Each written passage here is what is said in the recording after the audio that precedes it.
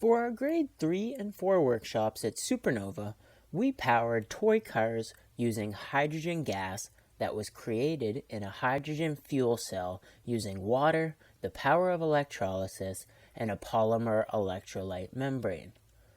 In that example, the hydrogen gas was created and then directly converted into power. What happens if you want to save some for later? Well, you might want to store it.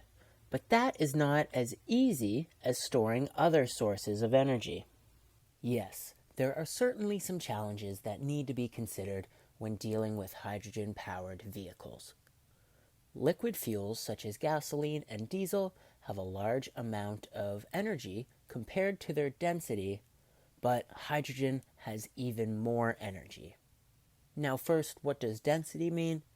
Density is the amount of mass per unit volume. Now to compare, 1 gallon of gasoline has the same amount of energy as 1 kilogram of hydrogen. Presently, fuel cell vehicles contain compressed hydrogen gas. To store this gas, 2 laws of science come into play: Boyle's law and Charles' law. First, let's look at Boyle's law. Boyle's law states that if a fixed quantity of gas is at a fixed temperature, its volume will be inversely proportional to its pressure. In other words, as the volume of a fixed quantity of gas decreases, the pressure increases, and as the volume of a fixed quantity of gas increases, the pressure decreases. An example of this can be shown with the syringe in my hand. This syringe is full of air, but the air isn't trapped because there is an opening at the end. I can empty out all of the air without much difficulty. But now I'm going to fill the syringe back up with air. And I'm going to plug the hole to make my volume of air inside fixed. That means no air can enter or leave. Let's look at the space in the syringe. That is our volume of air. When I slowly push on the syringe, the amount of air inside is the same, but the volume of gas is getting smaller. This creates pressure, and I get to a point where I can't even push the syringe in any farther because the air is so tightly packed in there. So again, to sum up, when the gas volume inside the syringe was decreasing, the pressure inside was increasing, making it harder to push the syringe any farther. But if the volume decreases, say if I pull the syringe back again, the pressure decreases. Charles' law states that at a constant pressure, the volume of a given mass of ideal gas increases or decreases by the same factor that the temperature increases or decreases. Overall, this means when storing hydrogen or other ideal gases, if the temperature increases, so does the volume of the gas. And likewise, if the temperature decreases, so does the volume of the gas. Now, an example of Charles' law. I have one balloon filled with air. The end of the balloon is tied, and therefore it is fixed, because the volume inside of the balloon cannot get bigger or smaller. Now, I'm going to measure the circumference of this balloon. The circumference is the distance around the outside of the balloon. To do that, I'm going to use my measuring tape. My measuring tape tells me that the circumference of this balloon is approximately 46 centimeters. Now, I'm going to take the same balloon and stick it in some boiling water. Do you think the circumference of the balloon will be bigger, smaller, or stay the same? I'll give you some time to think about it.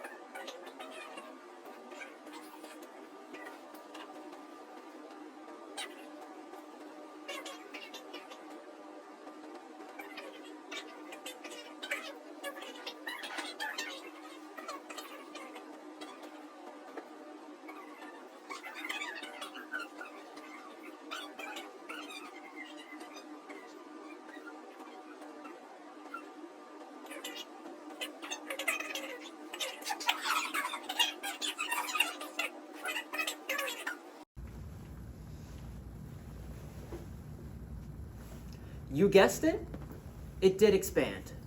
So now let's remeasure our circumference. And what do we have? Well, we see that our circumference has expanded to about 47 centimeters. Not a large change, but a noticeable one. Hydrogen is typically categorized into 8 different colors. The different colors represent how the hydrogen was made or the type of energy source the hydrogen was produced from. The 8 different colors are green, blue, gray, purple, turquoise, black, yellow, and white.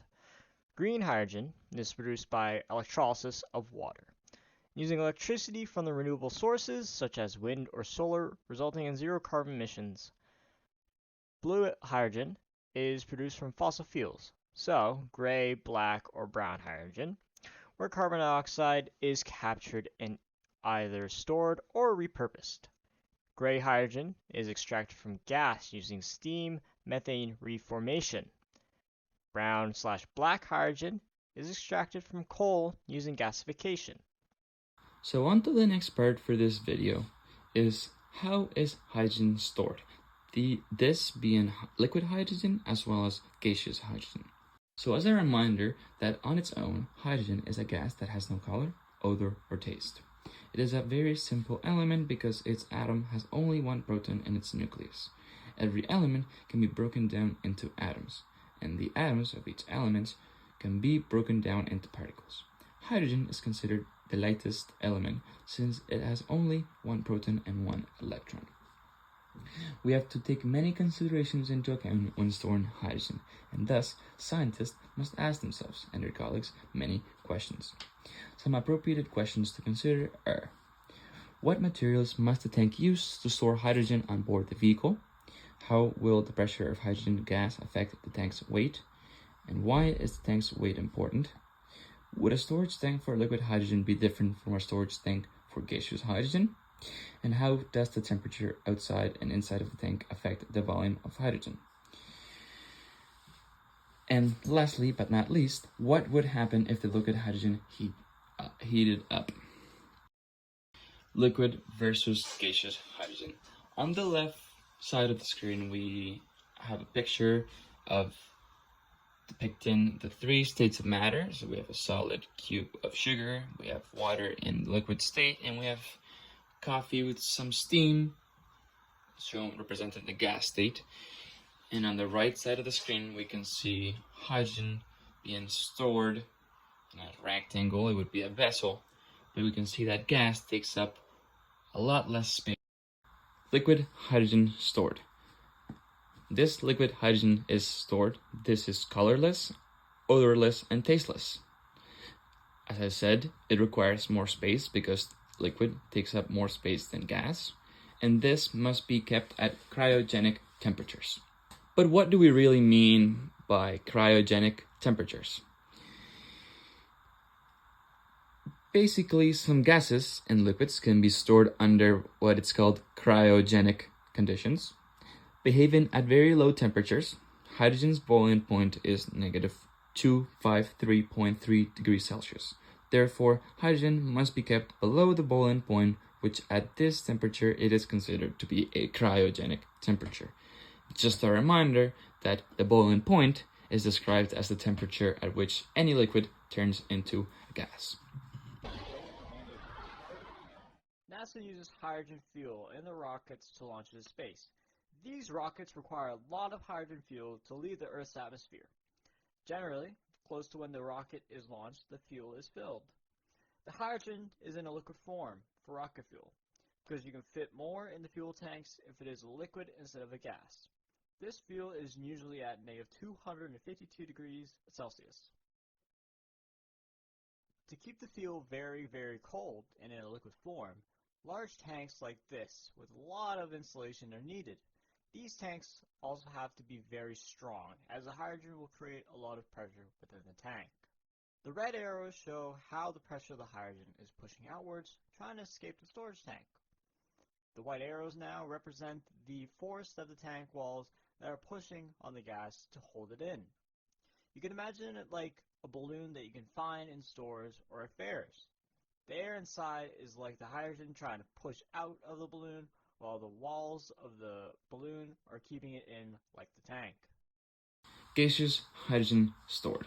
When this gaseous hydrogen is stored, it requires less space because gas takes up less space than liquid, as we've seen before.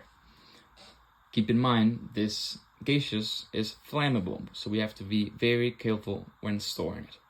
It requires also a lot more pressure, and this tank pressure usually ranges between 5,000 to 10,000 psi, just the unit of pressure measuring. In California, engineers are devising plans to use salt caverns to store large amounts of hydrogen. These salt caverns were once filled with salt, and once the salt was dug up, it left these large, vast, empty, open caverns. These caverns can be used to store hydrogen at high pressures. They can be located 500 to 1,000 meters underground and hold almost 200 times the pressure you're feeling right now. This means that the caverns can hold approximately 6,000 tons of hydrogen, which can power 150,000 homes yearly. Using the salt caverns to store hydrogen gas, it is a lot easier than changing the hydrogen to a liquid. As we talked about before, NASA uses liquid hydrogen and stores it in large tanks. Getting hydrogen to a liquid requires very cold temperatures, which requires a lot of electricity and energy. It requires less energy to pressurize the hydrogen as a gas. Using less energy is important as it means that more energy can be given to the grid to power more homes. The hydrogen is contained in the salt caverns until they are ready to be used for powering homes. The use of power generation with hydrogen in this case is the same as the hydrogen cars you all used. The key differences are that the power generation plant is vastly larger and that the hydrogen that is being produced uses solar energy or wind power instead of the batteries that you used.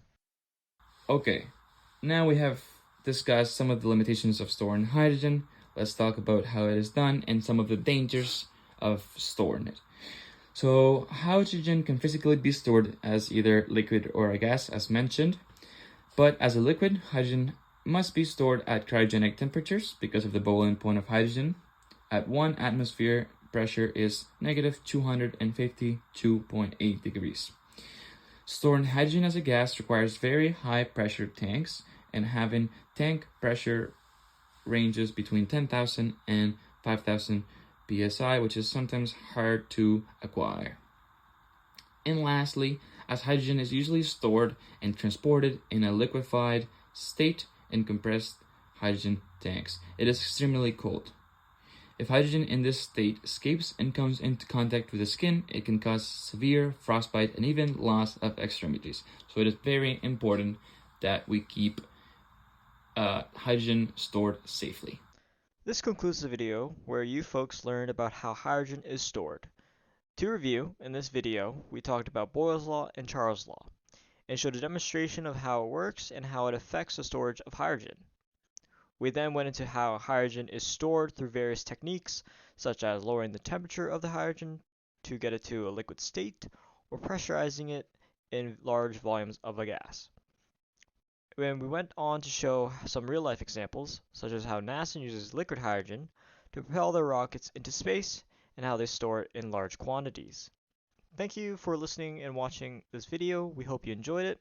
If you would like to know more about SuperNOVA programs, visit our website at supernova.dal.ca.